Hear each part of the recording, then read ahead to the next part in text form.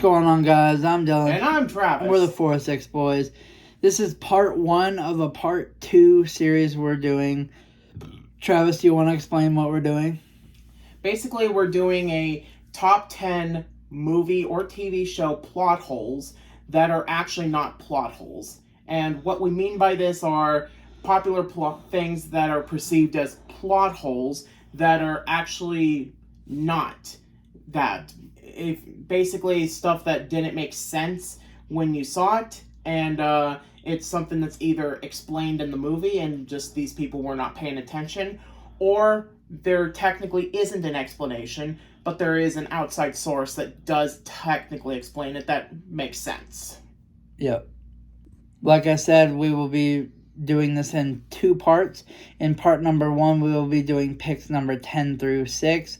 In part 2, we will be doing picks 5 through 1. So without further ado, let's get right into it. The first plot hole, and this is from what bothers me the least, or bothers us the least, to the absolute worst. So we're counting down to that. The first plot hole in question is how in Halloween, the original 1978 film, how is it that Michael Myers is able to drive a car even though he's been in an asylum from the age of 6 for the last 15 years? Yeah. The explanation is kind of simple. 1, it's not really hard to drive a car in theory. In fact, I think you briefly drove a car one time, not intentionally, but you just kind of pulled the lever, and you technically drove a little. Yeah. Like, how old were you when you did this? Probably 5, 6. Okay. So, technically, you just move a few mechanisms, and then you just basically, it's mostly about traffic laws, and they never do show in the movies that he does it particularly well, though literally it's mostly about common sense. But there is, because the biggest thing is the line of saying that Loomis saying maybe they gave him lessons or something like that, and people took that seriously, and it's like, he's obviously literally saying that as a smart-ass remark. He's not actually suggesting someone actually taught him. But there is an explanation that I felt really made sense, and John Carpenter himself actually confirmed this. In the novelization of Halloween, they actually explain that basically they allude to the fact that he has been watching Loomis coming to the asylum once a week or however many times for the last 15 years, driving into the car and then or whatever, and getting out of the car and driving away. So by observing him all these times, he then learned how to drive the car. He kind of picked it up from there. Yeah. Number 9, Titanic. Yep, everybody knows about this one.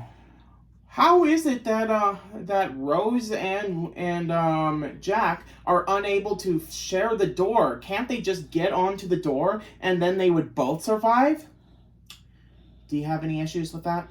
Yeah, first of all, the door would have sunk under the water. Even if we were to take the Mythbusters thing, where in theory, technically, yes, they could have, but they show in the episode that the combined weight of the 2 people on there was sinking it, therefore making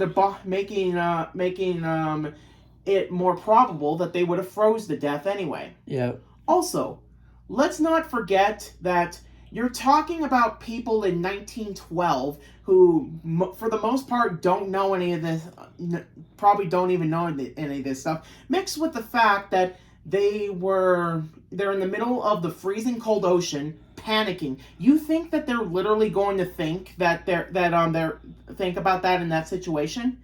And even with that, they show in the movie that they did try to fit on their or whatever, but the thing toppled over, and it was Jack's choice to stay off so that Rose would survive. Yep, exactly. The next one is Get Out. Yep. Technically, this may or may not be one, but I've heard this a couple of times. But this is more along the fact of not understanding what the movie is about.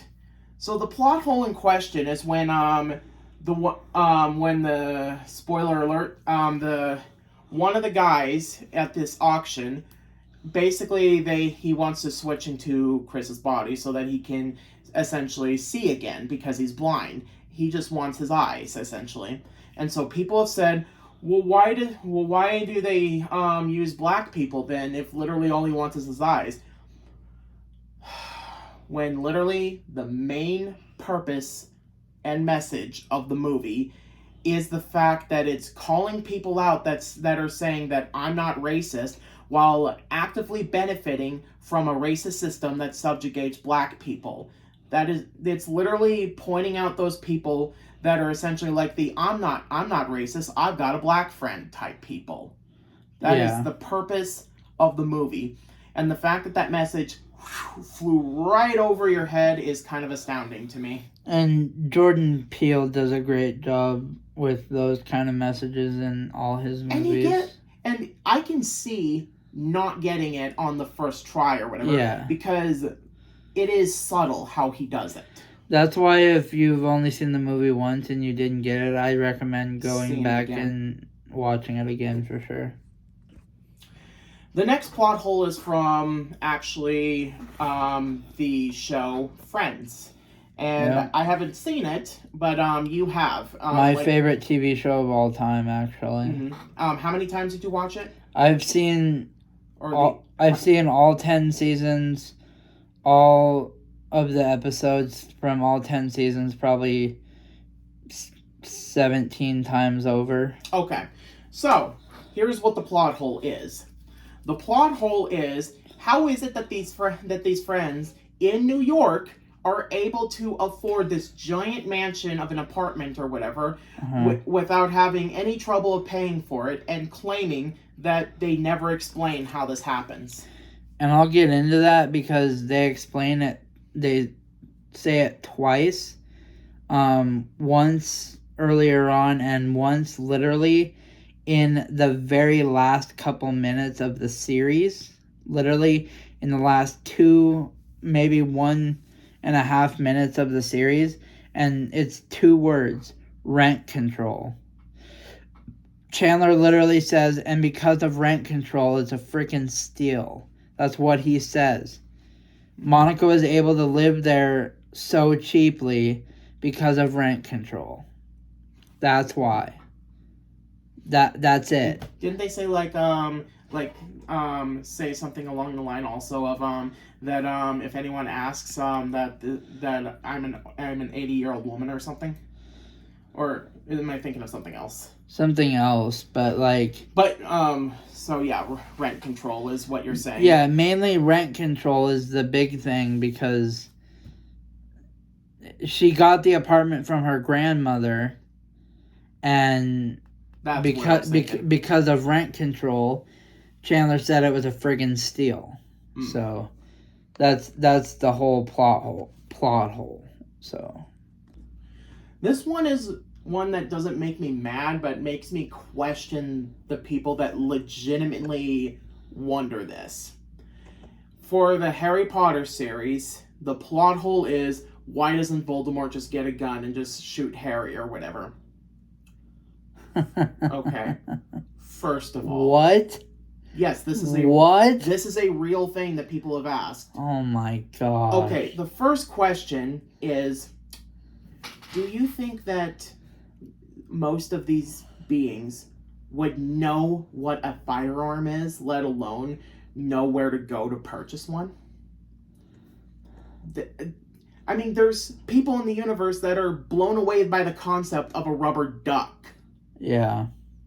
Second, why would you use a gun when you can use the Avada Kedavra, which is something that not only is a spell that you cannot deflect or block or whatever, but it's an instant kill when it touches you. Yeah. With a gun, you could theoretically survive from it. Yeah. I mean, you even have a 2% chance from getting shot in the head or whatever. With the Avada Kedavra, it's instant. You're gone. You're brown butter. You're not coming back. Yeah, exactly. All right, so that was our part 1 of movie and TV plot holes that aren't really plot holes. Tune in for part 2. We will be listing parts or numbers 5 through 1. I quite enjoyed that. If you like this video and you want to see more videos like this video, hit that subscribe button. Turn on notifications so you get notified when we upload a new video. I'm Dylan. And I'm Travis. 406 boys. See ya.